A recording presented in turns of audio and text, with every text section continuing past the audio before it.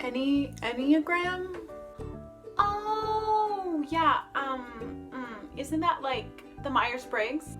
I just like don't really get into personality tests. Human beings are just like so complex that I just don't think that you could really boil somebody down to any one thing. So yeah, it's just like not really my thing, sorry. Hey, I'm Victoria and I love the Enneagram. So what the heck is the Enneagram anyway? Yeah, I've definitely taken that. The Enneagram is a personality test which postulates that there are 9 different types, and each of these 9 types manifests itself differently in the way that the types conceptualize their relationships with others and have their own patterns of behavior, core fears, and desires. Now, you may be thinking, how is it possible that there are only 9 personality types in the whole world? Human beings are just like so complex that I just don't think that you could really boil somebody down to any one thing. Well, each of the types is actually colored by wings and instinctive variants, which we will talk about shortly. So, where does the symbol of the Enneagram come from, and what kind of a name is Enneagram anyway? Enneagram? So, it actually comes from a couple of different Greek words. Ennea meaning 9 and gramos meaning figure, so literally a 9-pointed figure. And as you can see, the Enneagram does indeed have 9 points on the outside, each corresponding to each of the 9 types. The 9 types are... Quick disclaimer before we start the types. I've associated a particular word with all of these 9 types, but there are so many that float around, and words tend to have connotations, both positive and negative. So from now on, I will only be using the number when describing each of the types, as this tends to be a lot more neutral. We love that! 1, the reformer. 2, the helper. 3, the achiever.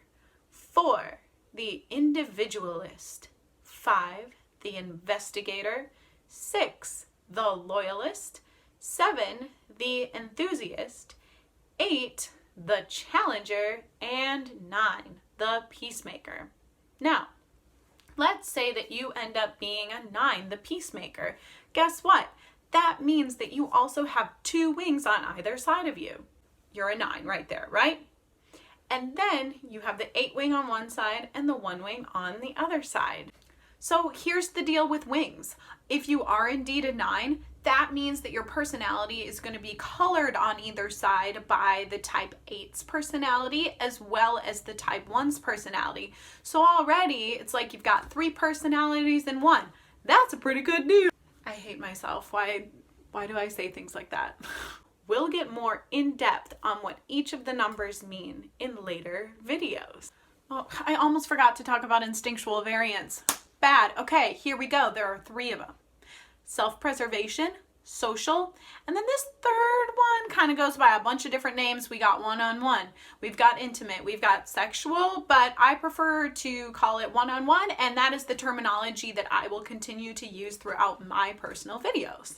A person's dominant instinctual variant indicates which issues will most often be played out in that person's life. Sorry, I just need some tea. Tea makes you look smarter. Now, if we look one more time here at our lovely Enneagram symbol, you see that there are lots of moving lines in the middle. That's because within all of us, we have a chance towards self-integration, or as we gain more mental and emotional stability, we tend to integrate towards the positive traits of one of the other types of the Enneagram.